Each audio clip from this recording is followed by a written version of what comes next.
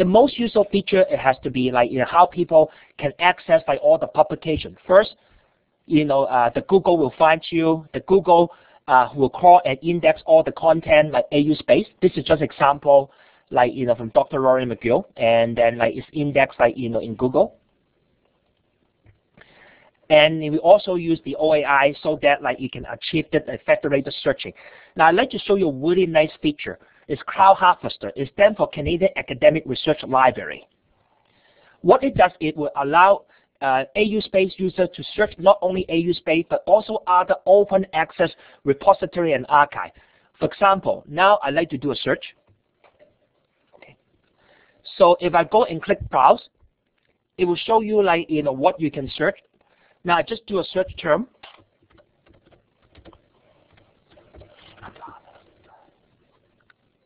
Well, this is how Chinese spell real.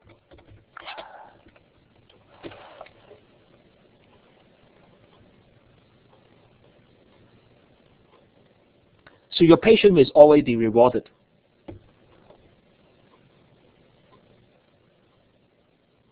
Okay, the third record, like it's the same thing, Real House. If I go and click Real Record, you will see like it comes from Athabasca University.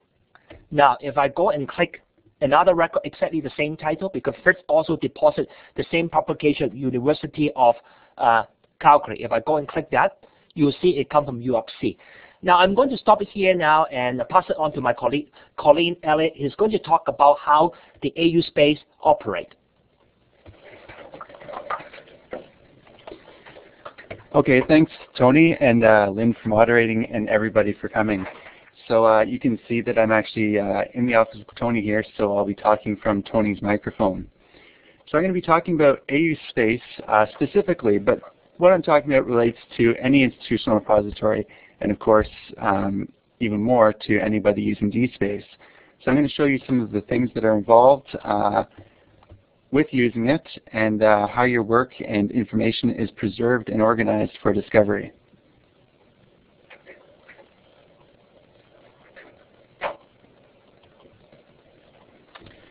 So this is some of the content that you can find in AU Space. Of course, articles are our biggest submission. We have quite a few faculty members, and I see some of them here today, that have submitted their articles to AU Space. We can also use it for things like the Research Center archives.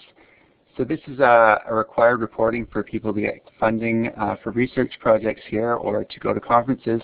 They have to submit something. So this acts as an archives for that, so that people then can see what they've done, what they learned, and reuse that material. We also have lunch and learn sessions where we have speakers talk about some of their research, and we're using it as a repository for that as well. So you can see here in the top right of this page, these are the recent submissions, the most recent lunch and learns that we've had at Athabasca University. If we look down here, there's actually a link to the session so that you can watch it.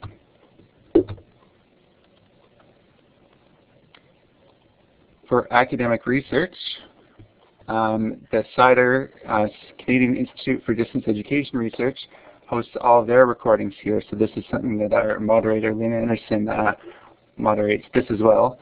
And you can go and see all of the sessions they've saved over the past few years.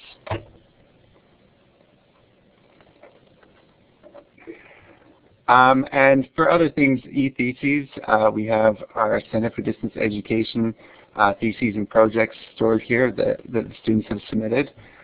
E-portfolios, which Tony talked about before. And we can also, you can put in audio and video files. In this case, they're lectures, but we have some other audio and video files from other parts of the university. So Tony's touched on it already, but the way the AU Space is organized is by a top-level community followed by sub-communities, and then finally you can have sub-communities, and then at the end you have collections which actually hold the items. So I'm just going to go on to the next slide, and we'll see a bit more about the organization and what's involved with submitting. So this is what AU Space or DSpace does. So it captures the information directly from the people that I've created it so people can submit their own papers, their own videos to AESpace or DSpace. Describes it, so we need to make sure that everything that is uploaded has the correct metadata, so information about the items that they're submitting in order for it to be easily found. I'm seeing I need to speak a bit louder here, so let me turn my microphone up a bit. I think I'm not quite as loud as Tony. Hopefully that's a bit better. So we describe the item that we're submitting. Distributes it, so again we can distribute it via the web, people going to AESpace or people searching from Google, of course, as Tony showed, and preserves it so that it's there for a long time. Oh, good, Vina, thank you. So it's there for a long time and can be accessed. Just to comment a bit more on that, preservation is important, and it's something we've really experienced with AESpace. We worked with a lot of academics on collections, and if they have 20 years of academic literature, there's a very small chance that they actually have all of those items, and finding them can be really difficult. If not, I think there's some that we haven't found. They published it 20 years ago in a journal that doesn't exist anymore, and it becomes really, really difficult anyway to find things. So this is basically the submission process. So you have to choose the target collection. So this can be your personal collection, it could be a department collection or some other group, like I showed you before, for a research series or a research group. But you can choose which collection you're submitting it to. The submission options, whether or not it's been published before, is probably the most used one, because you then get different information that you need to fill out. Who has published it, when was it published, and more than one file. If you have more than one file for your submission, it allows you to add them. So, for example, for the webcast archives from these sessions this week, we have 2 or 3 files that we're submitting. So you have to describe your item, as I mentioned before, so the author, authors.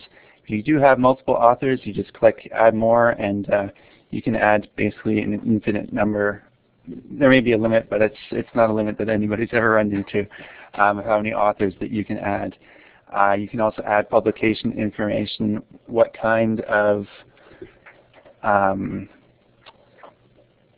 sorry, I lost my train of thought there. Oh, what kind of item it is, whether or not it's an article, a book chapter, a book, a presentation. It sorts all sorts of things. And then you add some keywords for the article. This is really important, again, for searchability, to make sure that when people are searching either within AESpace or from Google or on the internet, that they're able to find it. And I was just having a look at some of our top submissions this morning, and noticed one of them was kind of a surprise to me. Not that the quality of the work isn't there, but certainly it's a field that wouldn't get searched very often. And I sort of tried to track down why it was one of our top submissions. And it turns out that the keywords that he was using, I tested them in Google and saw that his item had been ranked very highly. It was on page 2 of what would be a pretty common search, and on page 1 of another one. So I think that explains why his article was being accessed, or his item was being accessed so often. So in this case, it was probably some people were getting to it that didn't mean to, but it's also really helpful because the people that did want to get there were able to find it very easily.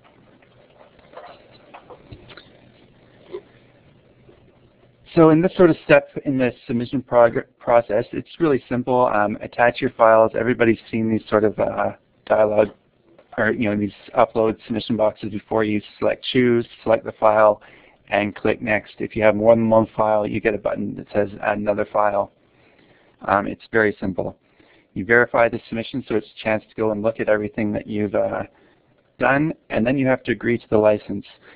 So this is sort of one of the tricky parts with an institutional repository, is making sure that you do have copyright, even to your own work, because as I think many people know, when you submit it to a journal, you often, and this has been discussed in previous sessions this week, you often give up the copyright to that article.